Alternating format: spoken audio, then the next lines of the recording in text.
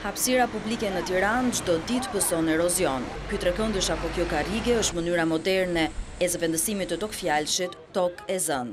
Rasti më i fundit është ky këtu, me ngritjen brenda natës së një ndërtimi për llogari të konsullatës islandeze. Ai është shoqëruar me zënien e vendeve të parkimit dhe vendosjen e një trau në një hapësirë që ishte destinuar për rrugkalimi. Privatët vijojnë të zaptojnë hapësira publike pavarësisht morisë së faqeve ku denoncohen ndërtimet pa leje apo edhe shpalljes së aksionit në mbrojtje të territorit. Dy punonjës të policisë bashkiake kanë shkuar në këtë zonë këtë të njëjtë për të verifikuar zënien e hapësirës publike. Nëse subjekti nuk ka leje nga Bashkia e Tiranës, të premten pritet të zhvillohet aksioni për lirimin e kësaj sipërfaqeje pas rrugës së Elbasanit.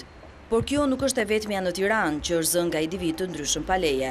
Pronari i këtij dyqani ushqimor ka vendosur një ark perimesh për të zënë vendin e parkimit. E di që është e palishme, por e shes si mënyrën e vetme për të mbajtur të sigurt vendin para dyqanit. Vjen makinat do furnizojnë dyqanit, s'ke ku e parkon. Ke menduar ndonjëherë që të blesh një vend në bashki për parkim? Po do ta bëj edhe këtë. Do e mbyll darkë dyqanin. Në mëngjeset kur vi këtu do ta gjej të zën. Ke pagu se ke pagu, unë do parkoj thotë. Në pjesën mbrapa rrugës Myslimshyri, banorët kanë gjetur këtë mënyrë për të ruajtur vendin e parkimit.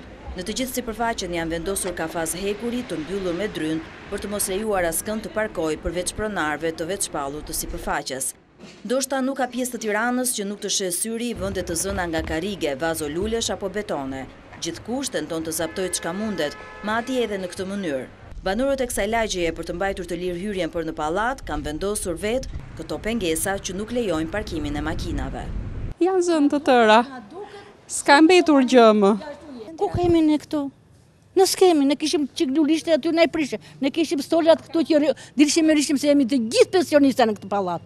S'ka. Edhe këmësori s'ka ku kalon, edhe ne s'kemi ku parkojmë. Betone, karike, tavolina.